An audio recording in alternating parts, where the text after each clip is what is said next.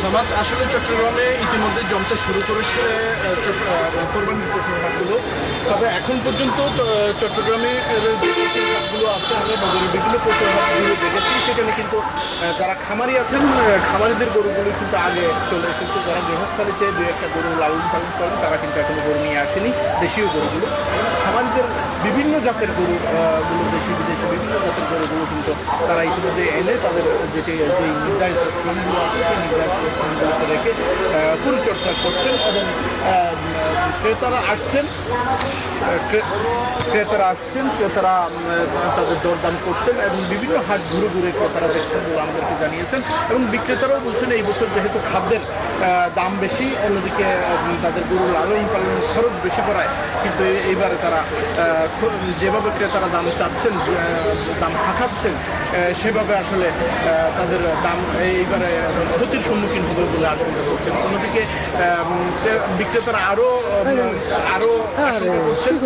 তারা বলছেন ভারত থেকে যে গরুগুলো অবৈধভাবে অনুপ্রবেশ করা হয়, সেই গরুগুলো কিন্তু তাদের এই ব্যবসার জন্য, কোরবানির ঈদের ব্যবসার জন্য যারা খামারি আছেন সেই জন্য তারা সরকার দৃষ্টি আকর্ষণ করেছেন যাতে অবৈধভাবে ভারত থেকে গরু এনে বাংলাদেশের যারা খামারি আছে তাদেরকে ক্ষতিগ্রস্ত করা না হয়। এই খামারিদেরকে টিকিয়ে রাখার জন্য আসলে দেশীয় যে গরু আছে সেগুলোর ন্যায্য মূল্য নিশ্চিত করার জন্য আহ্বান জানিয়েছেন।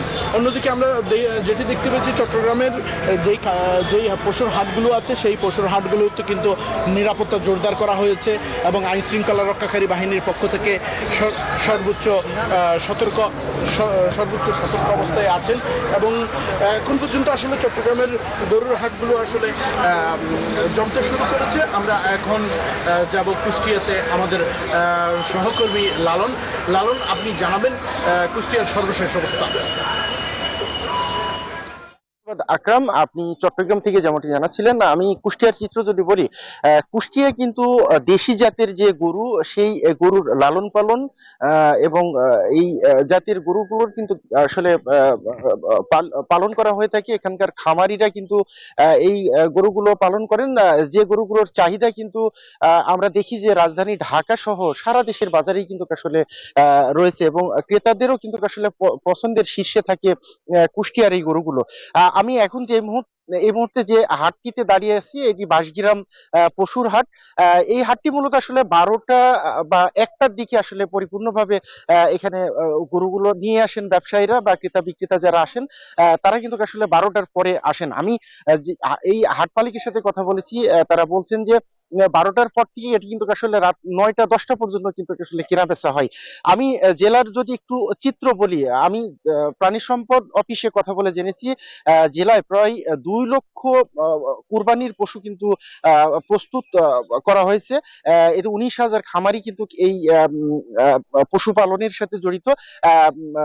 আমি প্রাণী সম্পদ কর্মকর্তার সাথে কথা বলে জেনেছি, তারা বলছেন যে যেহেতু এই কুষ্টিয়ার দেশি জাতের যে গরু, সেই গরুগুলোর চাহিদা বেশি থাকে, যে কারণে তারাও আসলে চেষ্টা করেন যে এই খামারি বা যারা এই আহ পশুপালনের সাথে জড়িত তারা যাতে আর্থিকভাবে লাভবান হতে পারেন, সেই বিষয়টি কিন্তু আসলে তারা দেখভাল করেন। আমি খামারিদের সাথেও কথা বলেছি, খামারিরা বলছেন যে যেহেতু কুষ্টিয়ার দেশি গরুর চাহিদা সারা দেশেই রয়েছে, যে কারণে তারাও আসলে ভালো দাম পান এবং আহ, এই খামারির সংখ্যা কিন্তু কুষ্টিয়াতে প্রতি বছরই আমরা লক্ষ্য করছি যে বৃদ্ধি পাচ্ছে। তো এই ছিল আসলে কুষ্টিয়া থেকে, ফিরে যাচ্ছি স্টুডিওতে অঙ্কুরের কাছে।